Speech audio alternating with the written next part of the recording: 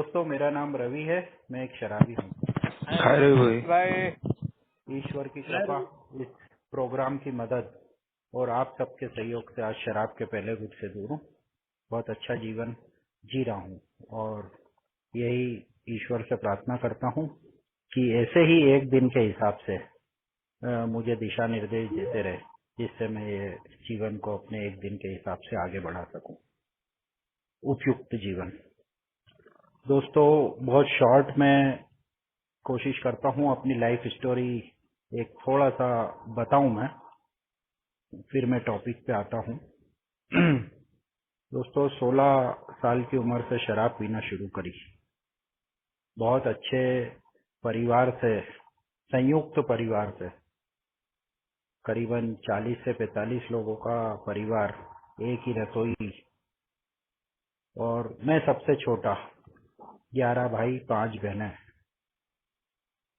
बहुत लाड़ प्यार, मान सम्मान, शुरू से ही सारी चीजें जो सपना होता है एक इंसान का, वो ऑलरेडी मौजूद थी मेरे में। और कोई टेंशन नहीं था, पढ़ाई में भी कोई ऐसा खास नहीं था। तो वो कोई ऐसा फोर्स नहीं था परिवार का कि नहीं पढ़ना पड़ेगा, या बहुत जबरदस्ती नहीं थी। ठीक है, 16 साल तक, 17 साल तक कोई पढ़ाई में मन नहीं लगा तो फैमिली बिजनेस को ज्वाइन कर लिया मैंने, बहुत कम उम्र में, 17-18 साल की। शराब का आगमन हो चुका था, मगर वो वैसा ही था कि जब 10 रुपए इकट्ठे हो जाए, 3 दोस्तों के पास मिलके, और एक बियर आ जाए, शायद 10 या 12 रुपए की बियर मैंने खरीद के पी है, और हम लोग उसको 3 जने बांट के पी लें। ये ऐसा मौका कभी 2-3 महीने में आता था। धीरे धीरे वक्त गुजरा और शराब से नफरत थी मुझे, मगर वो बियर का जो पहला गिलास और उसका जो खुमारी आई थी, वो बोलते हैं ना कि वो पहला ड्रिंक ही काम कर जाता है मेरे लिए। उसने तय कर दिया था कि मुझे आगे चल के शराबी बनना तय है। और ऊपर से फिर काम करने लग गया था तो पैसा भी मिलने लग गया था। घर की फैमिली का काम, जगह थी काम करने की, रेस्टोरेंट था एक्चुअली में, आज भी है। और वहाँ पे मालिक बन के 60-70 लोगों का स्टाफ, काम करने वाले, उनके ऊपर राज करना, साथ में जेब में पैसा और ऊपर से मेरी पर्सनालिटी। तो शराबी बनना तय था। वक्त गुजरा, धीरे धीरे वो एक गिलास बियर का, एक बॉटल बियर, और फिर बदलते मौसम के साथ वो शराब में कब हुआ तय, मालूम नहीं पड़ा दोस्तों। ऐसा लगा बड़ी जिंदगी शानदार है, बहुत अच्छी जिंदगी अपन जीने वाले हैं, ये फीलिंग थी मन में। अफेयर चालू था मेरा 16 साल की उम्र से, और कोई विरोध भी नहीं था उसका, समाज की, हमारी जाति की लड़की की। तो इसका मतलब ये था कि जो जो मैं चाह रहा था, वैसा वैसा जिंदगी मुझे देती जा रही थी, परिवार देता जा रहा था, ईश्वर देता जा रहा था। मगर मेरी चाहत थी कि ये सब तो ठीक है यार, ये तो मिला हुआ है, विरासत है अपनी, अपना हक है इस पे। इसके अलावा और कुछ अच्छा मिले, थ्रिल मिले, और वो मुझे मिला शराब में। प्रोग्रेसिव डिजीज तो मालूम नहीं था उस टाइम, मगर वो प्रोग्रेशन में आज अच्छे से देख पा रहा हूँ। कैपेसिटी भी अच्छी, 3 पैक, 5 पैक, 6 पैक, दोस्तों में बड़ा पॉपुलर, क्योंकि पैसा मेरी जेब में ही होता था, बाकी दोस्तों की पढ़ाइयाँ चल रही थी, और आना उन लोगों का इकट्ठा होना ही साथ में कि रवि पिलाएगा।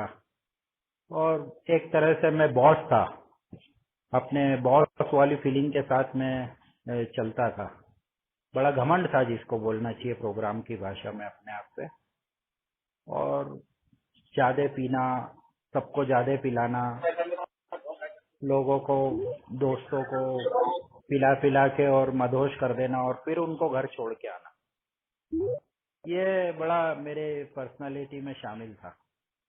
बड़ा मजा आता था मुझे इन चीजों में। और ये चलता रहा 25 साल की उम्र तक। अच्छा खासा कोटा हो गया था, 6-7 पैग 8 पैग का। मगर वो रात रात का था। शादी हुई 25 साल की उम्र में। 3 साल में 3.5 साल में बच्चे हुए 2। और उसके बाद में शराब ने अपना असर दिखाना शुरू किया। करीब 30 साल की उम्र में आते आते मैं खाना खाने के लिए मुझे ठीक से शराब की जरूरत पड़ने लग गई। 15 साल की शराब।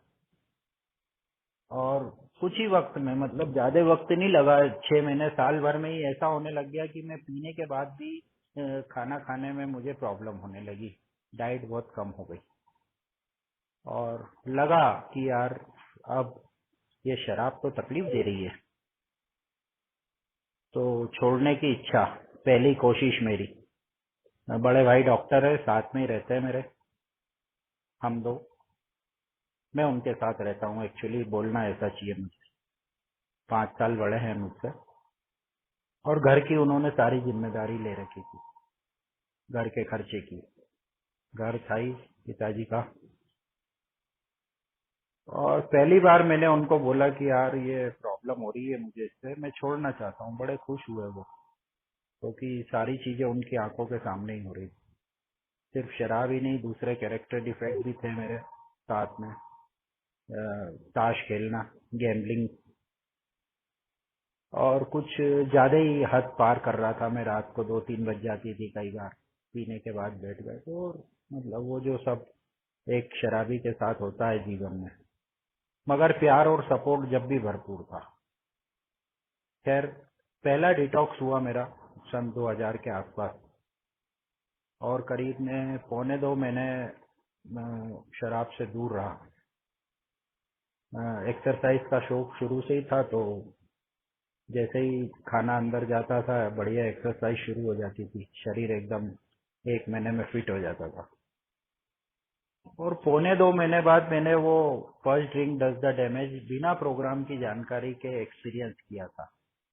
जब मौका मिला मुझे एक दिन, मन हुआ मेरा एक्चुअली, संडे को घर पे कोई नहीं था। मैंने कहा यार आज 1.25 महीने से ज्यादा हो गए हैं, एक बियर पी जाए लंच के पहले।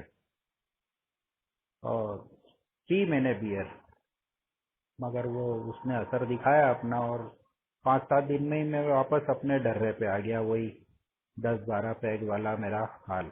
और ये साल भर तक चला। और वो साल भर में हालत पहली बार से बदतर हुई मेरी। बहुत ज्यादा प्रॉब्लम। चेकअप हुआ तो शुगर हो गई मुझे 30 साल की उम्र में, 31 साल की उम्र में। बहुत अच्छा मैं खिलाड़ी भी रहा था, स्टेट लेवल तक बैडमिंटन खेला हुआ और क्रिकेट खेला हुआ क्लब लेवल तक। एक्सरसाइज करता ही था मैं। उसके बावजूद शुगर होना बड़ा चिंताजनक विषय था 30 साल की उम्र में। और परिवार ने कहीं से पता करा और अ, बेंगलोर में कोई रिहैब का पता चला भैया के ससुराल की तरफ से। और मुझे प्यार से बताया गया कि भाई ऐसा चले जा 4 महीने, बढ़िया, कुछ नहीं है, सिर्फ शराब से दूर रहने के लिए वहाँ रहना, अच्छा खाना मिलेगा, अच्छे कपड़े पहनना, वहाँ पे टीवी देखना, इंडोर गेम्स खेलना, किताबें पढ़ना। बड़े मतलब एक वेकेशन टाइप का मेरा सीन समझा के और मुझे भेजा गया। दोस्तों में पहुंचा, अकेला ही गया था बेंगलोर। और बड़े जोश में वहाँ पे एंटर हुआ एडमिशन के लिए। भैया के साले साहब थे वहाँ साथ में। और वहाँ निकाल के मैंने अपना वो गुटखा पाउच भी, तम्बाकू खाता ही हूँ मैं, तो वो रख दिया मैंने उनकी टेबल पे ऑफिस में एंट्री के साथ ही, कि भैया ये मैं ये भी छोड़ना चाहता हूँ। बड़ा जोश में, बोलते हैं ना वो शराबी का जोश वैसा होता है, 16 बॉटल के जैसा। जब तक ढक्कन बंद है जब तक ठीक है, जैसे ही ढक्कन खोला झाग बाहर और फिर रह जाता है पानी। तो मेरी भी वही स्थिति। अंदर जाने के बाद जो तलाशी हुई नंगा करके, अंडरवियर में हाथ डाला गया, कपड़े उतार के, और वो सारी चीजें जो मुझे बताई गई थी उनमें से कुछ भी नहीं थी। उधर रिहेब में क्लास छूटी, ब्रेक हुआ और 60-65 लोग थे वहां पे। और तब आए वो अंदर डॉर्मेट्री में, और कोई सिगरेट पी रहा है, कोई तम्बाकू खा रहा है, बीड़ी पी रहा है, कोई बीड़ी मिला करती थी। मेरा दिमाग खराब हुआ, और बड़ा मतलब उस दिन के बाद से मैं उस फीलिंग से उबर नहीं पाया कि यार मैं गलत आ गया। और वहाँ 4.5 महीने काटने के बाद भी ये फीलिंग मेरी बनी रही, क्योंकि वहाँ जितने लोग थे 60-65 लोग, उसमें मैं सबसे छोटे दर्जे का शराबी था। बड़े बड़े शराबी थे वहाँ, मेरे हिसाब से, मेरी सोच के हिसाब से। 2 बॉटल 3 बॉटल, एडिक्ट्स भी थे। कोई किसी फिल्म स्टार के साथ, संजय दत्त के साथ जिसने नशा करा, ऐसा वैसा, मतलब एक से एक धुरंधर लोग थे जिन्होंने बड़े बड़े कर्मकांड भी कर रखे थे। कोई मर्डर वाले थे, कोई हाफ मर्डर वाले थे, और कोई जेब कतरे थे, पिक पॉकेटर। तो इस टाइप के अच्छे लोग भी थे। मेरे को बुराई पहले दिखती है, इसलिए मेरी पर्सनालिटी ऐसी है, मैं बुरे लोगों का जिक्र पहले करता हूँ। काफी अच्छे लोग भी थे, मगर वो मेरे को समझ में नहीं आया। 4.5 महीने में सारी चीजें बताई गई मुझे प्रोग्राम की, मगर वो मैं मानने को तैयार नहीं था। एक्चुअली डिनाइल बहुत ज्यादा स्ट्रांग था मेरा, और कहीं न कहीं शराब से प्यार, वो दोनों चीजों ने मुझे ये नहीं समझने का मौका नहीं दिया कि मुझे अब शराब, इस जीवन में मैं शराब नहीं पी सकता हूँ, मैं एक शराबी बन चुका हूँ। आया वापस, वहाँ जिम की सुविधा थी, बॉडी वॉडी एकदम बेहतरीन हो गई थी 4 महीने 4.5 महीने एक्सरसाइज करके। और आया, और 1.5 महीने घर पे अपने रहा अच्छा। और फिर वापस से मेरी बीमारी जागी, क्योंकि मीटिंग नहीं थी मेरे शहर में, और फेलोशिप का ऐसा कोई एक्टिव मेंबर नहीं था। एक मेंबर थे जरूर उस समय, मगर कोई मीटिंग और ऐसा वो था नहीं कुछ भी। तो 1.5 महीने बाद मैंने कहा यार अपने को अब सब मालूम पड़ गया इस बीमारी के बारे में। एक्चुअली अपने जो प्रॉब्लम हुई है वो अपन पीते ज्यादा हैं और खाते कम हैं, क्योंकि नॉनवेज खाता नहीं हूँ, जैन हूँ मैं, अलाउड भी नहीं है, और मेरा कभी मन भी नहीं हुआ। तो मैंने कहा खाने पे अपन ध्यान दें और पीने पे अपन कंट्रोल रखें थोड़ा। मैं वो सारी 4.5 महीने में जो प्रोग्राम मुझे बताया गया था, ABCD से लेकर Z तक, बार बार रिपीटेडली, वो सारी चीजें भूल गया उन 1.5 महीने में। क्यों? क्योंकि मीटिंग का सारा नहीं था, फेलोशिप का कुछ नहीं था, ये फोन नहीं थे उस टाइम पे, और मतलब आउट ऑफ टच था बिल्कुल। और 1.5 महीने बाद आधा क्वार्टर मैंने पिया अच्छे ब्रांड का, जो ब्रांड था मेरा उससे ऊंचे लेवल का, कि यार अपन अब कम पिएंगे और खाएंगे ज्यादा। ये वाली सोच के साथ मैंने आधा क्वार्टर 1.5 पैक पिया। बहुत अच्छे से याद है मुझे, सन 2002 की बात है। टिमरनॉफ का क्वार्टर, और आधा क्वार्टर उसको, जो वो पीछे वाइन शॉप के पीछे आता चलाता है, बैठने की जगह होती है जहाँ पानी, गिलास, पाउच ना चखना मिलता है, उसको दे के आ गया कि भाई ले तू भी मजे कर, मैं अब आज से आधा ही पीऊंगा, बहुत है मेरे लिए इतना। मगर दोस्तों कहानी वही सेम। 8 दिन के बाद पूरा अपना जो कोटा था 14 पैक का शायद, वहां पे था मैं, 4 क्वार्टर। रिहैब से आने के बाद 1.5 महीना मैं ठीक रहा, बहुत अच्छे रूटीन को फॉलो करा, और उसके बाद मैंने आधा क्वार्टर पिया, और 8 दिन के अंदर ही मैं वापस अपने पुरानी उस पे आ गया। मैं जितना मैं पीता था, जितना मैंने छोड़ा था, करीबन 1 बॉटल। और ये मेरा जो रिलैप्स था ये बहुत लंबा चला, करीब 4 साल। और उन 4 सालों में बड़ी परेशानियां और बहुत सारे दुष्परिणाम शराब के जो होते हैं आम जिंदगी में, वो हुए। शरीर से, मन आत्मा से, संबंधों से, रिश्तों से, फाइनेंस से, सामाजिक, और हर चीज। फिर इलाज, इस बार दिल्ली गया मैं, और दिल्ली फिर उसके बाद कुछ ऐसा हुआ कि मैं हर साल एक रिहैब मैंने काटा 2005 2004-5 से लेकर 10 तक करीब 8 बार मैं हर साल रिहैब गया हूँ।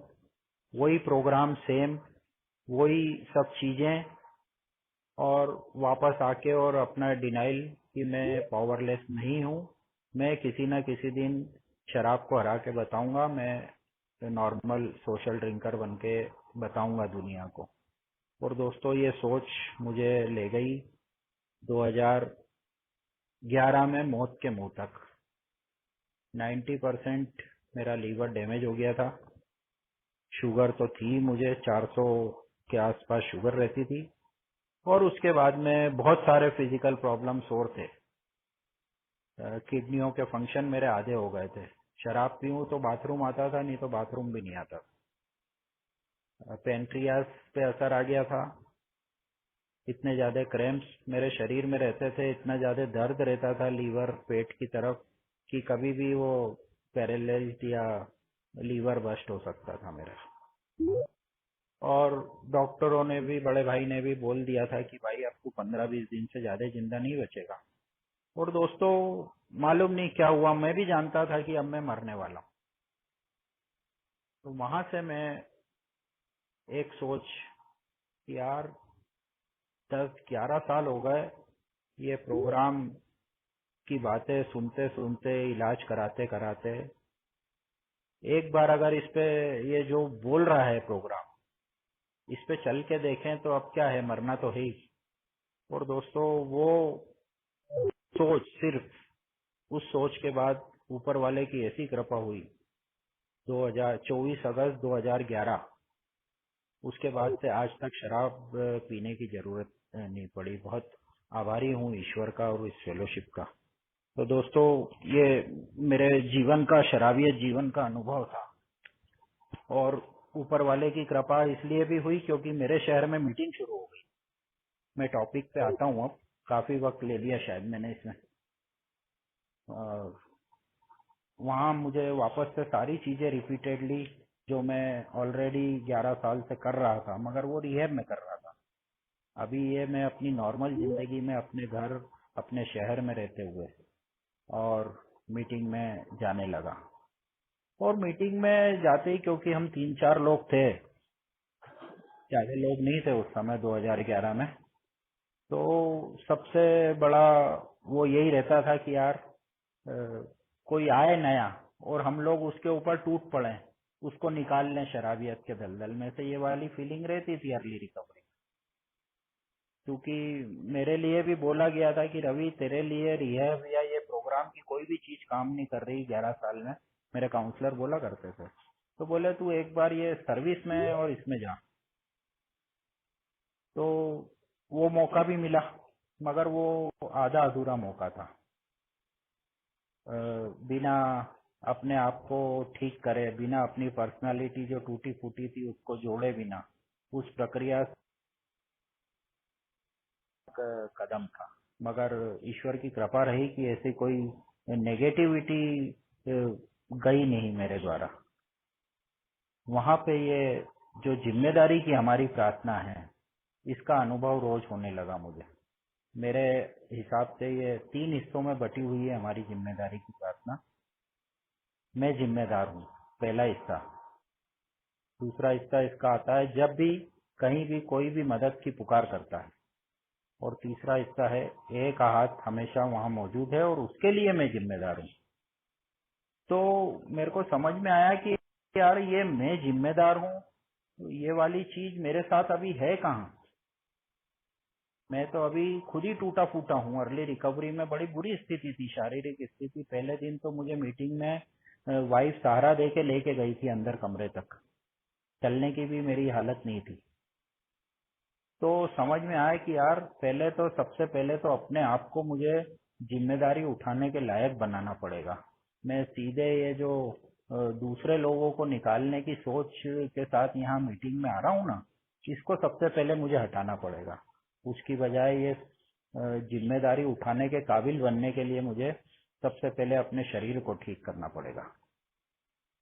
क्योंकि इस प्रोग्राम ने ये तो बता ही दिया था मुझे कि we are not responsible for the disease but we are responsible for the recovery. तो अब वो रिस्पॉन्सिबिलिटी जो जिम्मेदारी है उसके काबिल तो बनूं पहले उठाने के पहले। नहीं तो मैं मालूम पड़ा कि 10 किलो मेरा वजन उठाने की क्षमता और मैं 40, क्योंकि मेरी सोच एक्सट्रीम रहती है ना, मैं 40 किलो उठाने की कोशिश करता हूँ, हालत 10 किलो उठाने की है। प्रोग्राम ने मुझे समझाया कि भैया पहले अपने आप को, अपनी रिस्पॉन्सिबिलिटी उठाना ठीक ठीक तू। और दोस्तों वो करा एक ही मदद से, ईश्वर की कृपा से। और अपने शरीर को proper diet, proper exercise, time table, हर चीज का ऊपर वाले की कृपा है, आज भी वो कर पा रहा हूँ मैं। समय से उठना, समय से सोना, समय पे खाना खाना, ये सारी चीजें प्रोग्राम से जुड़ी हुई है, मेरी रिकवरी से जुड़ी हुई है चीजें। क्योंकि वो अस्त व्यस्तता सुधारने के लिए सब बहुत जरूरी है, आज देख पा रहा हूँ मैं क्लियरली। और वो हुआ कुछ ही वक्त में, 6-8 महीने जरूर लगे उसमें, मगर वो ठीक हुई। उसके बाद में मेरा जो मन और आत्मा, जिसको मैंने 25 साल घायल कर रखा था, उसको सुधारने की जिम्मेदारी मेरी थी। कि मैं अपनी जो मन और आत्मा पे मैंने झूठ बोल के, परिवार को सता के, गलत काम करके, बहुत सारे, पहले सबसे पहले उनको मेरे को ठीक करने की जिम्मेदारी उठानी पड़ेगी। और दोस्तों वो एक ही मीटिंग में अनुभव के आदान प्रदान से 12 कदमों स्पॉन्सरशिप और वास्तविकता से भागने के बजाय अपनी जिम्मेदारी जब उठाने का एक फैसला या एक विचार मेरे अंदर आया, मतलब जो मेरी टूटी फूटी पर्सनालिटी थी उसको एक के प्रिंसिपल से, एक के सिद्धांत के माध्यम से, एक दिन के हिसाब से जब जोड़ने की प्रक्रिया शुरू हुई, तो दोस्तों वो वाकई बोलते हैं ना, ये प्रोग्राम काम करता है अगर मैं उसके लिए काम करूँ तो वो होती गई मेरे साथ ठीक, चीजें ठीक होने लगी।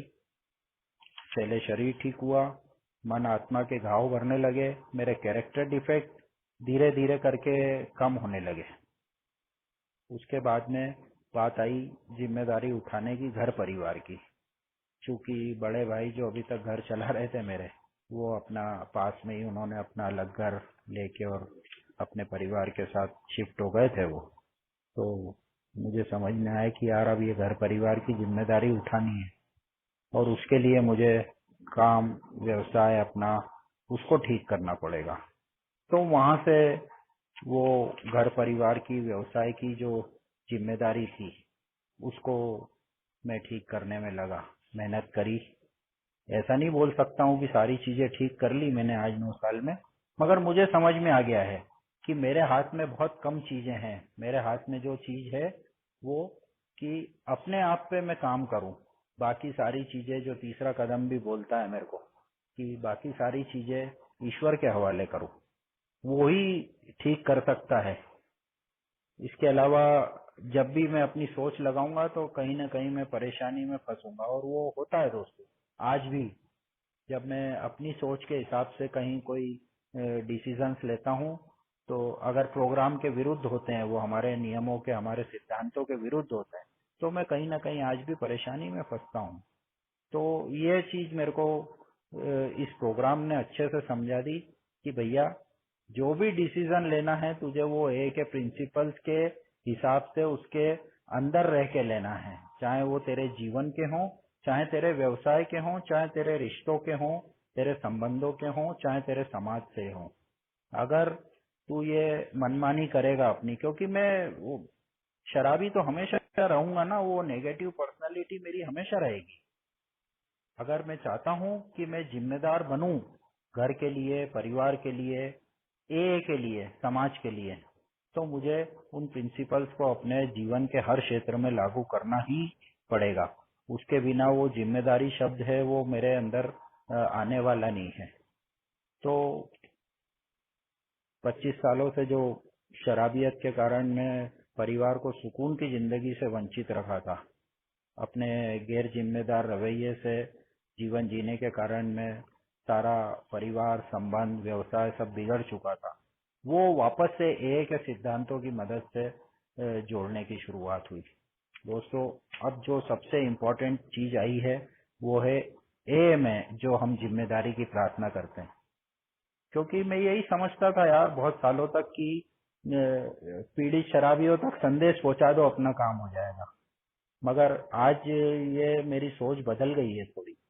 पहले मैं हर तरह से काबिल हूँ, क्योंकि बिग बुक में लिखा हुआ है, मैंने पढ़ा हुआ है, मेरे दिमाग में है, वो तो बरोबर है। बिल साहब बोलते हैं ना, एक जगह लिखा हुआ है उन्होंने कि किसी दूसरे शराबी के साथ काम करना मेरी रिकवरी का सबसे इम्पोर्टेंट चीज है। तो वो मैं भी वैसे ही था। पहला आधा कदम पावरलेसनेस को एक्सेप्ट करा और फिर बाकी 12वां आधा कदम। अब पीड़ित शराबी तक संदेश पहुंचाओ, जो जो पीड़ित संपर्क में आए उसको निकाल लो, अपन जिम्मेदारी उठा लो उसकी। तो धीरे धीरे ये भी मेरी धारणा दूर हुई कि भैया ये पॉसिबल नहीं है। ईश्वर चाहेगा तो ही कोई व्यक्ति निकल पाएगा उससे। तू अपनी कोशिश ईमानदारी से ए के नियमों के अनुसार करेगा तो शायद तेरा सक्सेस रेट हो सकता हो ज्यादा हो जाए। तेरे मैसेज पहुंचाने में जो जितने लोगों को तू मैसेज पहुंचाएगा वो उनमें से रिकवरी ज्यादा मिल जाएगी। बाकी तू ये सोचेगा कि मैं निकाल ही लूंगा इसको, तो बोले ये तेरी फिर ना समझी है। और उसके लिए मुझे ये प्रोग्राम के अंदर घुसना पड़ा दोस्तों, आत्मसात करना पड़ा, इसको अपनी जीवन शैली बनाना पड़ा। जब जाके, क्योंकि वो विनम्रता, वो बोल रहा है दूसरे शराबियों के साथ काम करते हुए चैप्टर में उसने लिखा हुआ है कि भैया तू एक तरीके से अगर संदेश पहुंचाने का काम करेगा तभी ये कार्यक्रम दूसरे के लिए काम करेगा। अगर तू अपने तरीके से अपने व्यक्तित्व के अनुसार डरा के या दादागिरी से किसी को ये प्रोग्राम देगा तो उसका रिजल्ट नेगेटिव ही निकलेगा। तो दोस्तों वो जो जिम्मेदारी उठाने वाला जो पार्ट था उसके लिए सबसे पहले मुझे अपने आप को ठीक करना था, मेरे कैरेक्टर डिफेक्ट को काम करना था। मेरे को पर्याप्त मात्रा में ह्यूमिलिटी लानी थी, विनम्रता लानी थी, मुझे फॉरगिवनेस लानी थी, मुझे हाउ के प्रिंसिपल्स को 24 घंटे अपने दिमाग में रखने की जरूरत थी। ऑनेस्टी, ओपन माइंडेड, विलिंगनेस हर एरिया में। जैसा मेरे लिए मैं चाहता हूँ वैसा ही मुझे दूसरे के लिए भी सोच रखनी पड़ेगी, जब जाके ये प्रोग्राम मेरे लिए काम करेगा। और दोस्तों ये जब एक तरीके से मैंने ये काम करना शुरू हुआ तो मेरे जो दिमाग में फालतू के सवाल घूम कि यार ये निकलेगा कि नहीं निकलेगा, वो मेरी सोच हट गई। मैंने अपना काम करना है पूरी ईमानदारी से, एक तरीके से पीड़ित शराबी तक अपना संदेश पहुंचाना है। और मैं वहाँ किस तरह से अपने स्वार्थ को अपनी सेल्फिशनेस को हटा के वहां तक जा सकता हूँ और उसकी मदद कर सकता हूँ, एक दायरे के अंदर रह के, एक दायरे के अंदर रह के। मुझे अपना फोकस उस पर रखना है और रिजल्ट की चिंता जो है वो ऊपर वाले के हाथ में छोड़ना, उसका परिणाम क्या होगा उसकी चिंता ऊपर वाले के हाथ में छोड़ना है मेरे को। तो दोस्तों मैंने देखा कि ये जो प्रक्रिया है, ये जो तरीका है AA का, ये ज्यादा असरदार कारक है। इसका असर बहुत ज्यादा अच्छे तरीके से होता है पीड़ित शराबियों तक, जब मैं पूरी विनम्रता के साथ अपनी कहानी बताता हूँ और सिर्फ अपना हाथ बढ़ाता हूँ कि भाई अगर इच्छा है कि मेरे जैसी जिंदगी या शराब से दूर होना चाहता है तो सिर्फ ये हाथ थामने की जरूरत है और साथ में चलने की जरूरत है। और वाकई दोस्तों ये तरीका इतना ज्यादा काम करता है कि आज कई उदाहरण हैं उसके। बड़ा ऊपर वाले पे आभार देने का ये होता है मुझे, ग्रेटिट्यूड जिसको बोलते हैं, कि यार इस प्रक्रिया से जब मैं गुजरना शुरू करा तो लोग जुड़ते गए यार। आज देखता हूँ ऐसा नहीं है कि सारा क्रेडिट मेरा है, मुझे मालूम है मैंने कुछ नहीं करा, ईश्वर ने सिर्फ एक माध्यम बना के मुझे उस काबिल बनाया है कि भैया ये तुझे फ्री मिला है निस्वार्थ रूप से, तुझे ये आगे फ्री देना है उसी निस्वार्थ रूप में। अगर इसमें 1% भी 0.01% भी कहीं तेरा कोई स्वार्थ निहित होगा तो ये कार्यक्रम न तेरे लिए काम करेगा न सामने वाले के। ये चीजें समझने में दोस्तों साल लगे, मगर कमाल ये है कि समझ में आई मेरे जैसी पर्सनालिटी को ये चीजें, कि मुझे जो कुछ भी करना है वो ए के प्रिंसिपल्स के हिसाब से करना है। तो दोस्तों उसके बाद में जब ये जिम्मेदारी की जब शुरुआत हुई थी तो मुझे बताया गया था कि ये एक ही मीटिंग में छोटी छोटी जिम्मेदारी है। तो दोस्तों 4-5 लोगों की फेलोशिप थी उस टाइम पे 2011 में। तो चाय कॉफी की, कुर्सी लगाने की, वो स्लोगन्स के हमारे बोर्ड बनवा के प्लाई पे और उस कमरे में लगाने की, आसपास कोई चाय कॉफी की दुकान नहीं थी तो घर से मैं कॉफी बना के ले जाता था। वहाँ पानी की व्यवस्था नहीं थी तो पानी की बोतलें लेके जाता था। और ये सारी चीजें करने में बड़ा आनंद आने लग गया, क्योंकि वो 12वां कदम बोल रहा है ना, जब मैं प्रैक्टिस करता हूँ खराब चीजों की, तो 15 साल मैंने शराब पीने की प्रैक्टिस करी, मैं शराबी बना 16वें साल में। तो बोले ऐसे ही तुझे अच्छे कामों की प्रैक्टिस करनी पड़ेगी, जब जाके ये आत्मसात होंगे और तुझे याद रहेगा कि एक्चुअली में तुझे आज के दिन करना क्या है इस प्रोग्राम के हिसाब से। तो दोस्तों वो छोटी छोटी चीजों से जब मैंने जिम्मेदारियां लेना शुरू की, उनको निभाना शुरू किया, तो जिंदगी में जो चमत्कार बोलते हैं वो होने लगे यार। सारे एरिया ठीक होने लगे, शरीर, घर, परिवार, काम, व्यवसाय, संबंध, सामाजिक इज्जत, मेरी मॉरल वैल्यूज, और सबसे इम्पोर्टेंट चीज थी आभार इस फेलोशिप के लिए और अपने प्रोग्राम के लिए, यहाँ के मेंबरों के लिए। तो ये चीजें धीरे धीरे हुई साथ में। ऐसा नहीं है कि सारी चीजें एक साथ, कई जगह मुझे मालूम है कई बार गलतियां होती है। तो प्रोग्राम ने मुझे सारी चीजों के लिए क्लियर कट टिप्स दे रखे हैं। भाई तू मानव है, इंसान है, तू गलतियां होगी तेरे से, मगर ये प्रोग्राम जो है तेरा इसको ध्यान में रखेगा तो वो गलतियां तेरे से बार बार नहीं हो, वो उसमें मदद कर सकता है प्रोग्राम। अभी तू सोच ले कि मेरे को गलती करना ही है, मेरे को शराब पीना ही है, तो फिर दुनिया की कोई भी चीज तुझे ठीक नहीं कर सकती, जैसा कि उन 11 सालों में तेरे साथ हुआ। दुनिया की कोई भी चीज मुझे शराबियत से दूर नहीं कर पाई। हमारे 3 वो भी बताते हैं कि कोई भी मानवीय शक्ति मेरी शराबियत को ठीक नहीं कर सकती, मगर हम चाहें तो ईश्वर ही हमें मुक्ति दिला सकता।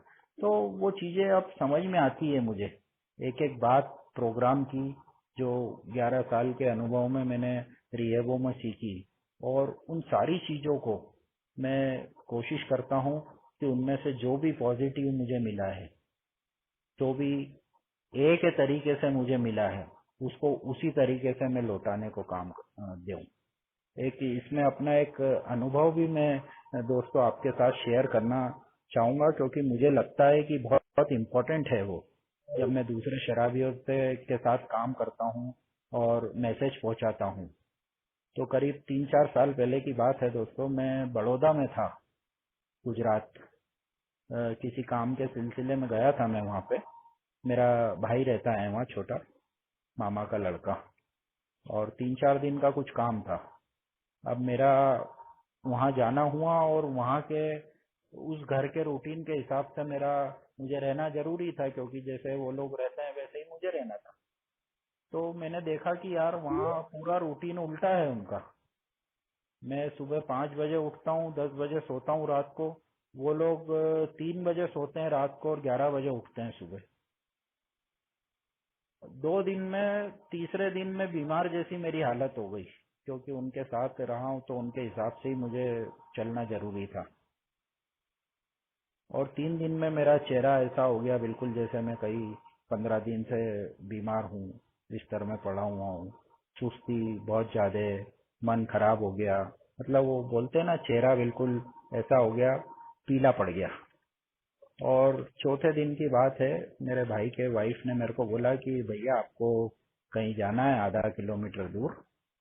उन्हें मालूम था मेरा अल्कोहलिक एनोनिमस का और अल्कोहलिक हूँ मैं। बोले किसी को मैसेज देना है।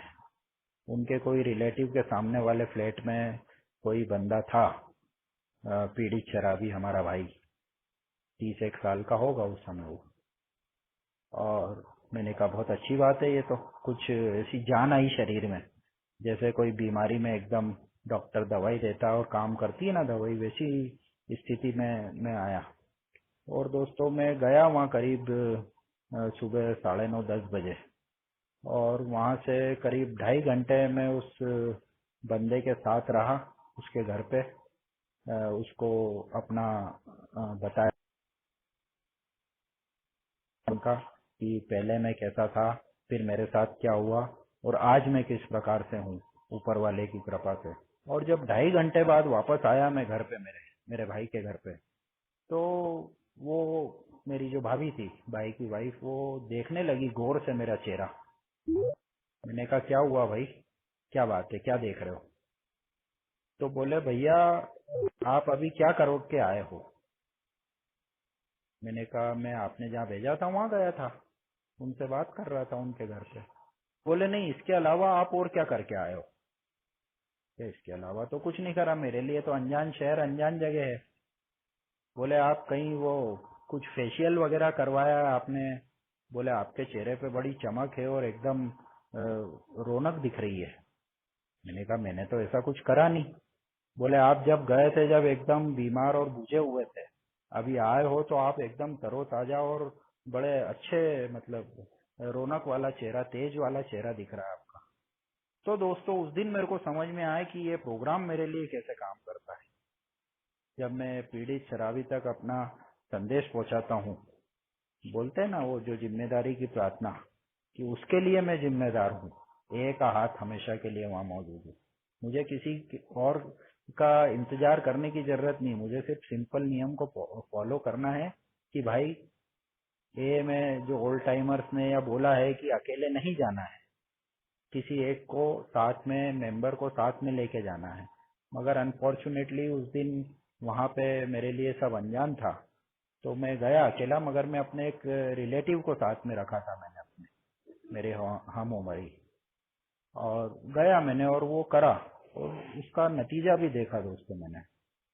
और ऐसे बहुत सारे इंसिडेंट हैं जीवन में, ऐसे बहुत सारे वाक्य हैं कि जो बिल साहब की लाइन मैंने अभी बोली थी कि सबसे ज्यादा असरकारक तरीका दूसरे शराबी के साथ काम करना, मुझे शराब से दूर रहने के लिए। और वैसे बहुत सारे अनुभव जिंदगी में, और आज बहुत ही मैं इसके लिए अपने आप को ईश्वर का शुक्रगुजार मैं हूँ, बहुत ही ज्यादा धन्यवाद देता हूँ कि उसने एक पर्सनालिटी जो कभी खुद अपनी जिम्मेदारी उठाने के काबिल नहीं थी, आज उसको ए का माध्यम बना के, और उसने ऐसा कर दिया है कि वो अपने जैसे ही किसी भाई के काम आ सकता है, किसी की मदद कर सकता है। और ये फीलिंग से भर दिया यार उसने, ये प्रोग्राम ने मुझे, ईश्वर ने, कि मुझे सबसे इम्पोर्टेंट जो है मेरे जीवन में, कि भाई जहीं कहीं पे भी कोई मैसेज मिलता है मुझे, तो मैं अपना काम छोड़ के इन द सेंस ऐसा नहीं कि खाना खा रहा हूँ तो खाना छोड़ के ही मैं भागने लगूं, मगर मैं उसके लिए वक्त को सबसे ऊपर रखता हूँ, क्योंकि मुझे मालूम है ये मेरी रिकवरी के लिए भी जरूरी है, और इसकी जिम्मेदारी उठाने की रोज मैं ईश्वर से प्रार्थना करता हूँ, मैं कसम खाता हूँ कि भैया मैं जिम्मेदार हूँ। तो ये सारी फीलिंग्स मेरे जैसी पर्सनालिटी के अंदर आना, ये यार कायाकल्प, ये क्या वो चमत्कार से कम है? जो साला किसी काम का नहीं था, नकारा, निकम्मा, नाकाबिल, लाचार, बेबस, जितने शब्द इस्तेमाल हो जाएं इसके लिए, वो सारे मेरे ऊपर अप्लाई होते थे। क्योंकि मुझे बहुत अच्छे से याद है, परिवार के कोई हमारे रिलेटिव ने, जब मेरा इलाज चल रहा था 11 साल, तो बोला था कि बोले हम स्टाम्प पेपर पे लिख के दे देते हैं कि ये इससे शराब नहीं छूटेगी, ये पी पी के ही मरेगा, कितने इलाज करा लो इसका। क्योंकि दोस्तों मेरे 8 बार रिहेब गया था, घर में रह के कई मर्तबा मैंने शराब छोड़ी थी। तो उसके बाद में ईश्वर ने इतना एक चमत्कार करा कि यार उस व्यक्ति को जो खुद की जिम्मेदारी उठाने के काबिल नहीं था, उसको आज उसने इस काबिल बना दिया कि वो अपने साथ साथ अपने परिवार के साथ साथ और समाज के लिए, रिश्तेदारों के लिए के अलावा किसी पीड़ित तक अपना संदेश पहुंचा के और उसकी मदद कर सकता है, तो यार इसके लिए तो आभार जितना दो उतना कम है। तो दोस्तों, पता नहीं ये समय इसमें आ नहीं रहा है मेरे मोबाइल में, मगर आखिर में मैं यही बोलूंगा कि जो एक ही पूरी हमारी शैली है, जीवन शैली बोल लूं या उसकी कार्य पद्धति बोल लूं, ये मीटिंग, स्पॉन्सरशिप, कदम दर कदम सर्विस इत्यादि की मदद से जीवन के सभी क्षेत्रों में खुद, परिवार, व्यवसाय, समाज, सारी चीजें मिली हुई जिंदगी को, इस रिकवरी को पूरी पावर के साथ, पूरी एनर्जी के साथ पहुंचाने की कोशिश करता हूं कहीं भी। और ये ही जीवन का मेरे एक मतलब एक तरह से ध्येय बन चुका है, उद्देश्य बन चुका है, लक्ष्य बन चुका है कि भैया इसी तरह मुझे जीना है। अगर मैं चाहता हूं कि मैं शराब से दूर रहूं और ईश्वर की डायरेक्शन, बोलते हैं ना गॉड गुड ऑर्डरली डायरेक्शन, उसकी इच्छा के साथ, उसकी तरह से मैं ये कर सकूं, तो ही मेरा जीवन एक ठीक ठाक उसकी कहानी का एंड लिखा जा सकता है। अगर मैं कहीं पे भी अपने मन के, अपनी सोच के हिसाब से चलूंगा तो वो सारी कहानी बिगड़ जाएगी। तो दोस्तों, बहुत बहुत आभारी हूँ वरोरा फेलोशिप का, एए का, ईश्वर का, अपने स्पॉन्सर का, अपने परिवार का। बहुत आभारी हूँ, आपने मुझे अपने अनुभव शेयर करने का मौका दिया। दोस्तों, कोई बहुत ज्यादा प्रैक्टिस नहीं है मेरी ऐसे स्पीकर के रूप में बोलने की, तो थोड़ा सा इधर उधर हो सकता हो जाता हूँ, क्योंकि वो शराब ने भी असर कर रखा है ना दिमाग पे और उस पे। तो माफी चाहता हूँ कहीं कुछ गलत मेरे शेयरिंग में अगर कुछ निकला हो तो, मगर वाकई मैं बहुत अपने अंतकरण से आप लोगों का आभार व्यक्त करता हूँ, धन्यवाद देता हूँ। और अपनी शेयरिंग को एक बिल साहब की एक लाइन जो एज बिल सीज इट में लिखी हुई है उसके साथ समाप्त करूंगा मैं। बिल साहब ने लिखा हुआ है एज बिल सीज इट में कि true ambition is not what we thought it was, true ambition is the profound desire to live usefully and walk humbly under the grace of God। इसका हिंदी जो मैं कर पाया हूँ वो है कि सच्ची महत्वाकांक्षा इसमें नहीं है कि मेरी सोच से मैं इस जीवन को चलाऊं, बल्कि ईश्वर की कृपा तले उपयुक्त जीवन जीना, जिम्मेदारी पूर्वक जीवन जीना, इसी में समाई हुई है।